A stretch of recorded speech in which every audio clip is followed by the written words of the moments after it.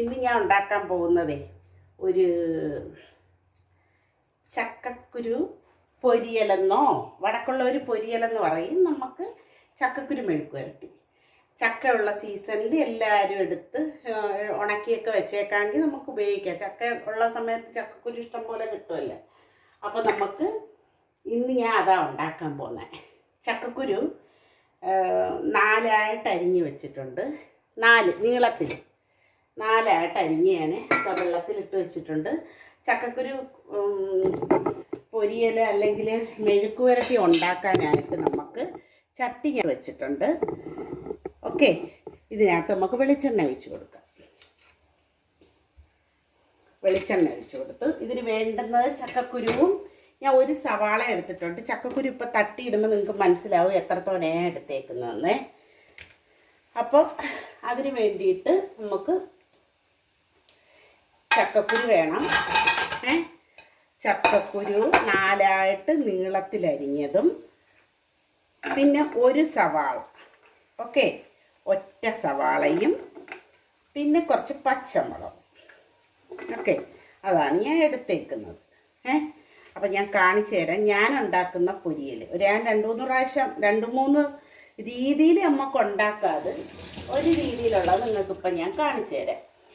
എണ്ണ നല്ല ചൂടാകുമ്പോൾ നമുക്ക് കടുക് പൊട്ടിച്ച് ചക്കക്കുരു ഇട്ട് കൊടുക്കാം. പച്ചമുളക് എടുത്തേക്കുന്നത് ഞാൻ വെള്ളക്കാന്താരി എടുത്തേക്കുന്നത് ഇതാ കണ്ടല്ലേ. അപ്പോൾ നമുക്ക് എണ്ണ ചൂടാവട്ടെ, നല്ലപോലെ ചൂടാവട്ടെ. വെപ്രാളം എല്ലാവർക്കും വെപ്രാളമാണ് കടുകിടാൻ. ഞാൻ നോക്കട്ടെ ഇച്ചിരി ക്ഷമയുണ്ടോന്ന്. ഓക്കെ, എണ്ണ നല്ല ചൂടായിട്ടുണ്ട്, നമുക്ക് കടുക് ഇട്ട് കൊടുക്കാം.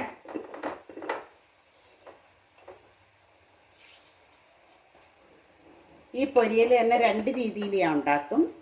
ഇത് ഇനിയിപ്പം ഞാൻ ചെയ്യാൻ പോകുന്നത് എന്തോന്നറിയാം, കടുക് ഉണ്ടോ, കടുക് നല്ലപോലെ എണ്ണ തിളച്ചിട്ടത് കടുകിടുമ്പോൾ കടുകിന് കുഴപ്പമില്ല.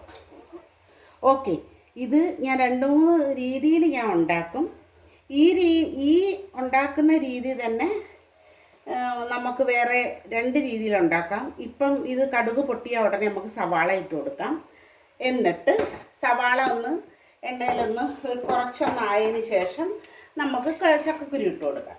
അങ്ങനെ ഉണ്ടാക്കാം. ചക്കക്കുരു വേവിച്ചിട്ട് ഈ ചക്കക്കുരു വേറെ പാത്രത്തിൽ വേവിച്ചിട്ട് പിന്നെ വേവിച്ച് മാറ്റി വയ്ക്കുക. പിന്നെ കടുക് വറുത്ത് സവാള ഇട്ട് വഴറ്റി പിന്നെ ആ ചക്കക്കുരു എടുത്ത് തട്ടി വേണ്ടുന്ന മസാലകൾ എരിവിൽ ഉണ്ടാക്കുന്നവർക്കാണെങ്കിൽ എരിവിലുണ്ടാക്കാം, എരിവില്ലാതെ ഉണ്ടാക്കുന്നവർക്കാണെങ്കിൽ എരിവില്ലാതെ ഉണ്ടാക്കാം. അപ്പോൾ അങ്ങനെ 2-3 രീതിയിൽ നമുക്കിത്, പക്ഷേ എങ്ങനെ വെച്ചാലും ടേസ്റ്റ് അടിപൊളിയായിരിക്കും. ചക്കക്കുരുവിന് നോക്കാം, നമുക്ക് ഇങ്ങനെ വെച്ചാൽ നല്ല ടേസ്റ്റ് ആയിരിക്കും. അപ്പോൾ കടുക് മൊത്തം പൊട്ടി തീർന്നതിന് ശേഷം ഞാൻ ഇപ്പോൾ ഇട്ട് കൊടുക്കുന്നത് ഇതിൻ്റെ ഫൈനായിട്ടങ്ങ് ചുരണ്ടണ്ട കേട്ടോ. ഫൈനായിട്ട് ചുരണ്ടണമെങ്കിൽ മേലത്തെ പാട എടുത്ത് വെച്ചിട്ട് അത് ഒന്ന് വെള്ളത്തിലിട്ട് വെക്കുക.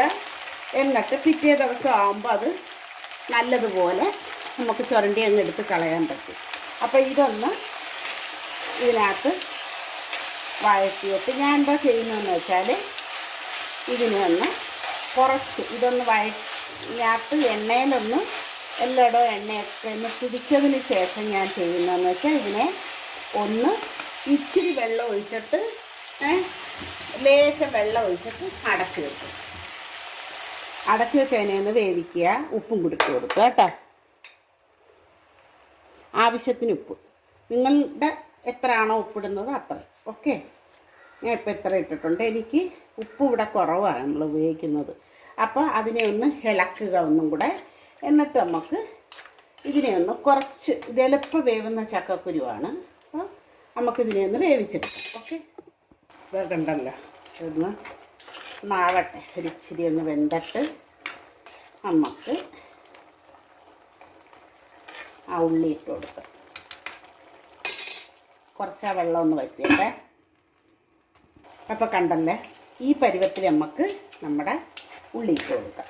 കണ്ടോ, ഇതിനകത്ത് വെന്ത് വെള്ളമെല്ലാം ഒരുവിധം വറ്റി. അപ്പോൾ നമുക്ക് ആ സമയത്ത് വേണം സവാള ഇട്ട് കൊടുക്കാൻ.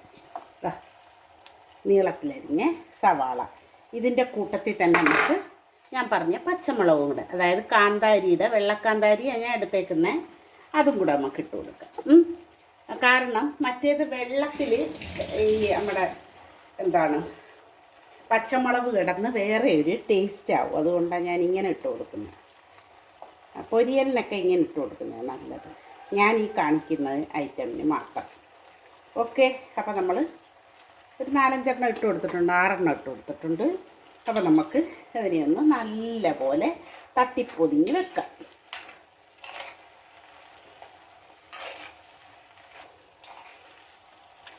അടച്ചു വെക്കണേ. ഈ ചേരുന്ന അടപ്പല്ല, പക്ഷേ അത് എടുത്തതേ ഉള്ളൂ. അപ്പം നമ്മുടെ നല്ല പരുവത്തിലായിട്ടുണ്ട് ചക്കക്കുരു. ഇനി ഇതിനകത്ത് ഇട്ട് കൊടുക്കുന്നത് ഞാൻ നമ്മുടെ ഇച്ചിരി മുളക് പൊടി ലേശം, കാരണം ഫുൾ 6 പച്ചമുളകാണ് നമ്മൾ ഇട്ടേക്കുന്നത്. ഒരു നുള്ള് മീൻസ് കുറച്ച് മതി മുളക് പൊടിയെ. മുളക് പൊടി ഇട്ടു, ഒരു നുള്ള് മഞ്ഞൾപ്പൊടി ഇടേ കേട്ടോ. ഇതിനെ നല്ല ഒന്ന് ഇളക്കി യോജിപ്പിക്കണം. അപ്പം ഇവിടെ ഇതും കൂടി ഇട്ടിട്ട് നമുക്കൊന്ന് യോജിപ്പിക്കാം. ഏതാ മഞ്ഞൾപ്പൊടി കണ്ടല്ലേ, ഇത്ര ഇട്ടോളൂ.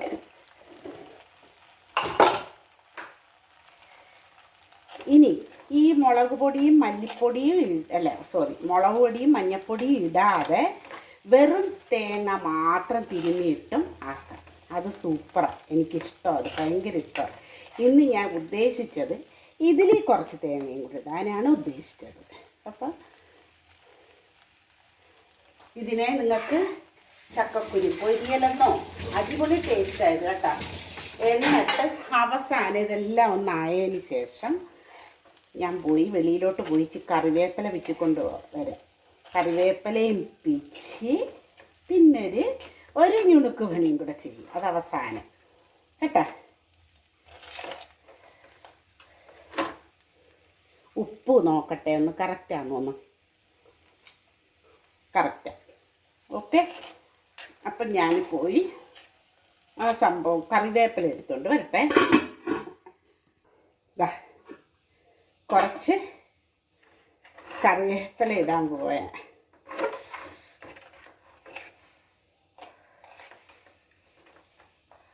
കറിവേപ്പില ഇടും കണ്ട, ആവശ്യത്തിന് മാത്രമേ പിച്ചിയുള്ളൂ. ഇച്ചിരി ഫ്രിഡ്ജിൽ ഇരിക്കുന്നത് മറന്നുപോയി ഞാൻ. ഇഷ്ടമായിപ്പോൾ അത് പിച്ചുണ്ടായിരുന്നു. ഓക്കെ, അപ്പം ഇനി ഇതിനകത്തൊരു കാര്യം ചെയ്യുമെന്ന് ഞാൻ പറഞ്ഞില്ലേ, അതെന്തുവാന്നറിയണ്ടേ?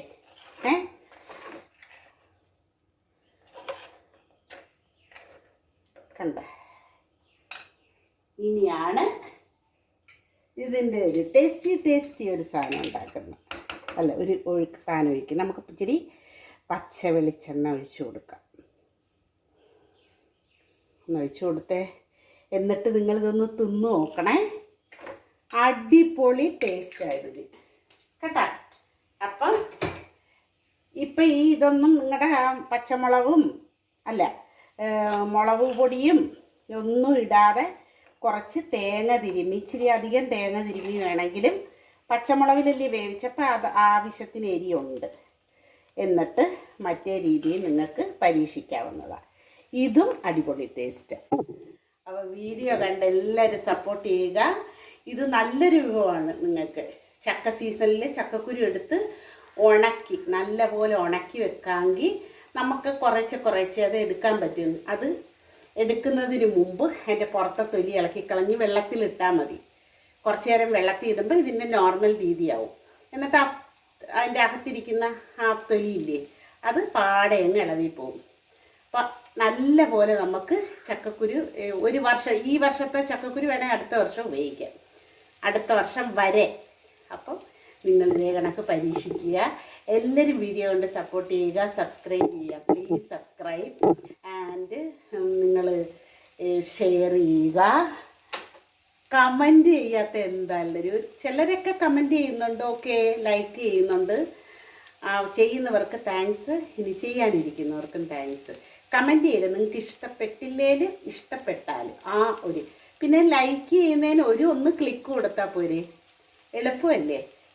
കാണുന്നവർ ഒരു ലൈക്ക് തരാൻ മറക്കണ്ട. ഓക്കെ, അപ്പോൾ നമുക്ക് അടുത്ത വീഡിയോ ആയിട്ട് ഉടനെ കാണാം.